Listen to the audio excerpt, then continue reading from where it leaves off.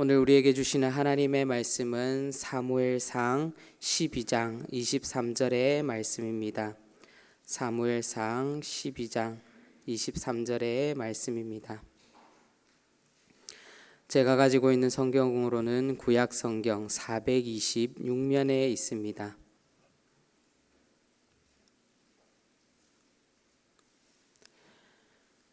구약 성경 426면 사무엘상 12장 23절의 말씀입니다.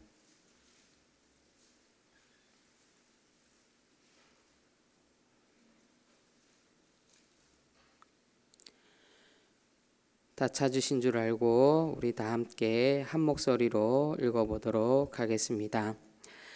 나는 너희를 위하여 기도하기를 쉬는 죄를 여호와 앞에 결탄코 범하지 아니하고 선하고 의로운 길을 너희에게 가르칠 것인즉. 아멘. 사무엘상은 왕이 없던 사사기를 지나서 이스라엘 백성이 이제 왕정 시대로 접어드는 그 과정을 나타낸 구약의 성경입니다. 오늘 본문의 말씀은 하나님께서 이제 사무엘을 통해서 사울을 세우시고 이제 사무엘은 이스라엘의 마지막 사사로서의 그 역할을 마무리하는 그런 시점 가운데 놓여 있는 것을 우리는 볼 수 있습니다. 이런 상황 속에서 이제 사사로서의 마지막 다짐과 동시에 이스라엘 백성들을 향하여서 이제 권면의 말씀을 선포하고 있는 것이 우리가 함께 읽어본 오늘의 본문의 내용입니다. 오늘 본문의 내용을 우리가 한번 읽어보았을 때 가장 먼저 눈에 들어오는 구절이 있을 것입니다. 그것은 너희를 위하여 기도하기를 쉬는 죄라는 이 구절일 것입니다.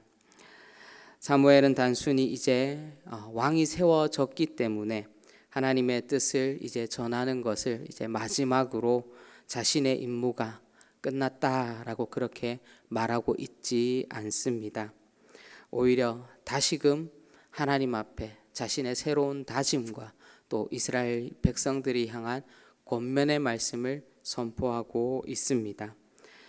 자신을 통해서 사사로서 하나님의 뜻이 지금까지 전해졌고 또 이스라엘 백성들이 하나님의 뜻대로 앞으로도 그 선한 길을 걸어갈 수 있기 위하여서 이제 나는 일선에서 물러나서 이스라엘 백성들을 위하여서 기도할 것이다 라고 그렇게 말씀하고 있습니다. 바로 이타적인 기도, 즉 이스라엘 백성들을 위하여서 내가 이제 중보하겠다라고 선언하고 있는 것입니다.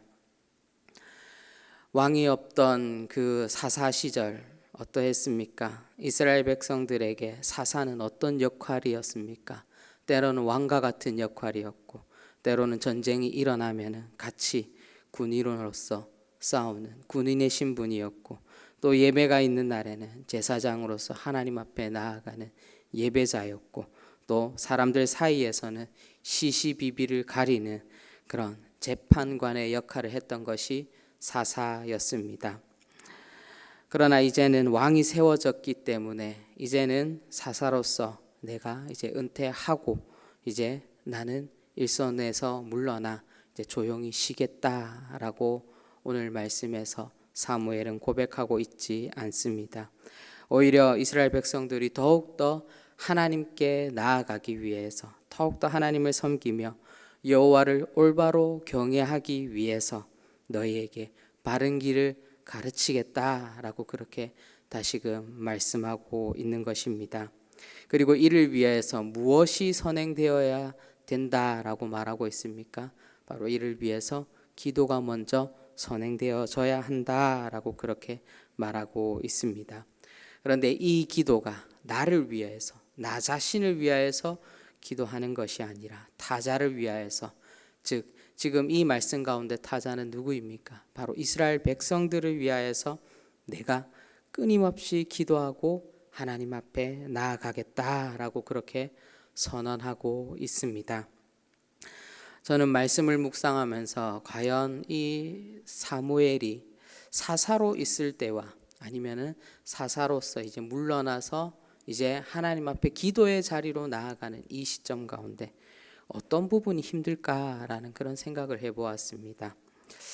하나님의 뜻을 전하는 일이 어떻게 보면은 어려워 보일 수도 있지만 저는 묵상하면서 오히려 다른 이들을 위하여서, 타자를 위하여서 중보기도하는 것이 오히려 사사로 있을 때보다 더 어렵지 않을까라는 그런 생각이 들었습니다. 왜 그런 생각을 했냐면은 사사로 있을 때는 하나님의 뜻을 내가 고민할 필요가 없습니다. 하나님께서 주시는 대로, 하나님께서 말씀하시는 대로 그것을 고스란히 받아서 이스라엘 백성들에게 그대로 전하기만 하면 되는 것이 바로 사사의 역할이었습니다. 사사 본인이 무엇인가를 준비할 필요가 없었다라는 것입니다. 하나님께서 말씀하시면 그대로 이스라엘 백성들에게 전하고 그대로 행하는 것이 전부였습니다.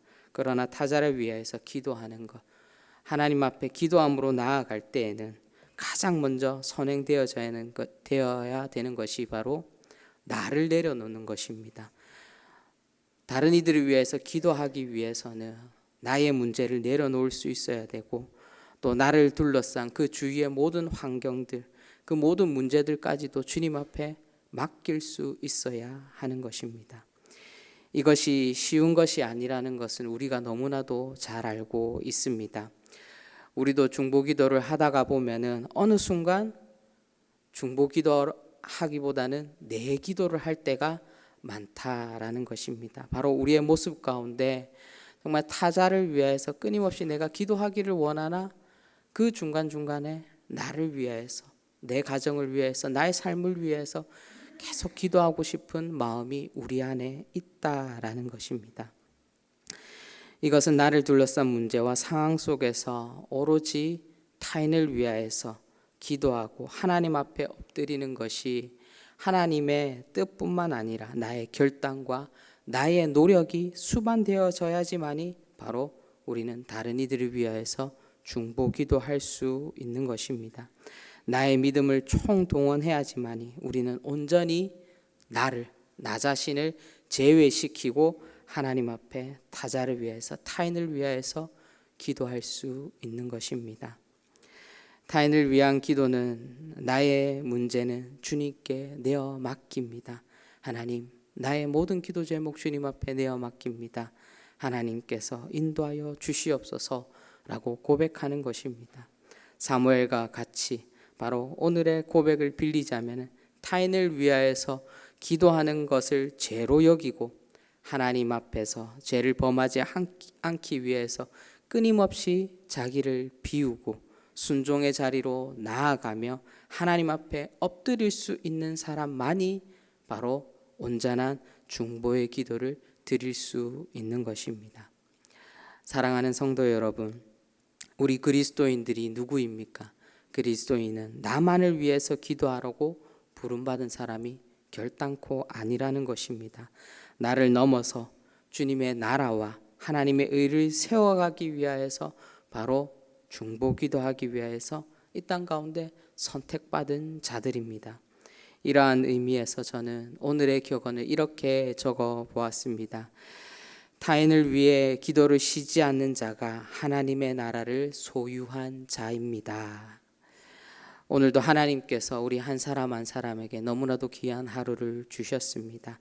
나의 삶의 자리에서 주님의 손을 붙들고 일어나 바로 내 이웃을 위하여서, 바로 또 우리 성도를 위하여서, 또 내가 속한 이 지역과 사회를 위하여서, 이 나라와 민족을 위하여서 지구촌의 모든 나라가 죄와 사망의 늪에 빠지지 아니하고 일어설 수 있도록 주여 복음으로 하나님 새롭게 하여 주시옵소서라고 기도할 수 있는, 나를 제외시키고 다른 이들을 위하여서 기도할 수 있는 여기에 모인 우리의 모든 대도의 성도님들 되시기를 주님의 이름으로 축원드립니다. 기도하도록 하겠습니다. 사랑의 주님, 우리 한 사람 한 사람 기도의 용사로 주님 불러주셨습니다. 하나님 앞에 엎드려 기도하며 나아갈 때에 나를 위하여서 기도하는 것도 중요하지만 하나님, 내 주변에 있는 성도들, 교우들과 이웃들을 위하여서, 또 지역과 하나님 교회와 하나님 민족과 열방을 위하여서 하나님 앞에 부르짖으며 나아갈 수 있는 중보 기도자로 주님 앞에 나아가기를 하나님 우리 한 사람 한 사람 소망합니다. 우리를 사용하여 주시고 하나님 우리의 각자의 자리에서 기도의 제단을 쌓으며 하나님 앞에 온전히 부르짖으며 또 하나님 그 기도가 또 응답되기를 소망하며 나아갈 수 있는 오늘 하루의 삶이 될 수 있도록 성령 하나님 인도하여 주시옵소서.